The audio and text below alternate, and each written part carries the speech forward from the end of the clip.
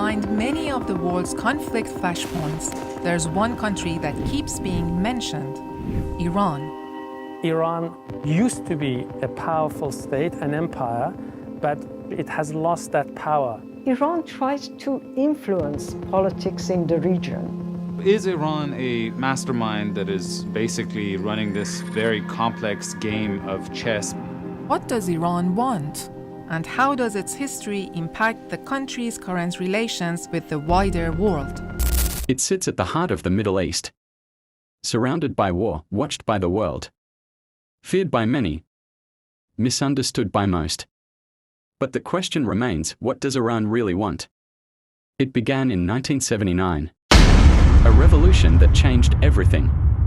Iran, once a Western ally, turned into an Islamic republic. The Shah fell. Ayatollah Khomeini rose.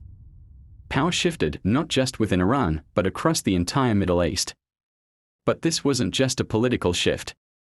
It was a message to the world: Iran would no longer be anyone's puppet. The hostage crisis. Sanctions. Isolation. While the West tried to contain Iran, something else was quietly growing its influence. Iran didn't expand with tanks. It expanded with ideology. It began funding militias, building alliances. Hezbollah in Lebanon, the Houthis in Yemen, militias in Iraq, Assad's survival in Syria. Quietly, Tehran was playing a dangerous, strategic game. To some, Iran is a protector of the oppressed. To others, a puppet master of chaos. But from Tehran's point of view, it's defense, survival, control of the region before someone else controls them. And then came the most feared question of all: Iran's nuclear ambitions. Is it really building a bomb? Or just playing chess with the West? The 2015 deal promised peace. But when it broke, tensions exploded. Israel threatened. The US sanctioned. And Iran kept spinning its centrifuges. At the center of it all, one man holds ultimate power: the supreme leader. Not just a religious figure. A strategist. A symbol. A man who believes Iran is destined for regional leadership and global resistance. Under his command, Iran has built not just weapons, but a narrative that it stands against domination. That it is the voice of the voiceless. So, what does Iran really want? Survival against foreign threats. Influence in a hostile region. Respect as a major power. Revenge for years of isolation. But the world sees it differently. Some call it expansion. Others, provocation. The truth lies somewhere in between. Whether you see Iran as a threat or a nation fighting to reclaim its place, one thing is certain: Iran will not be ignored. What do you think Iran wants? The story isn't over yet. Iran's influence in the Middle East isn't about tanks or direct invasions. It's about long-term strategy, ideology, and survival. Since 1979, Iran has positioned itself not just as a country, but as a symbol of resistance. Resistance to Western power, to Israeli dominance, to being told what it can and cannot do.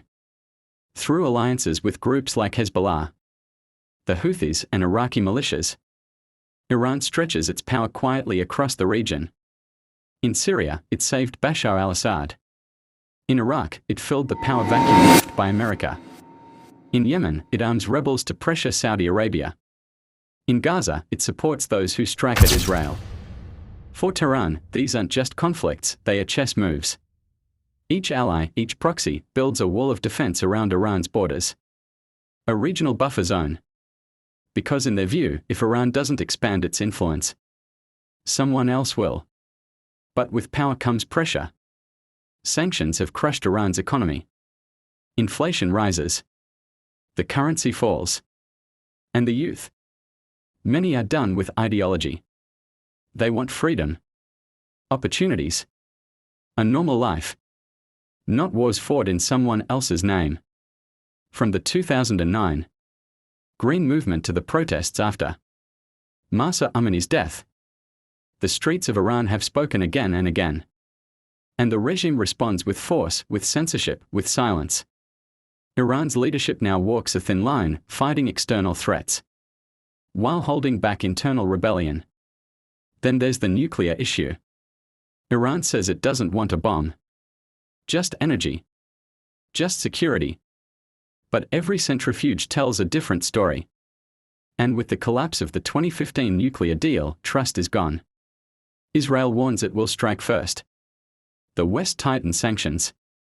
And in the shadows, a silent war unfolds: cyber attacks, assassinations, sabotage. Still, Iran plays the long game.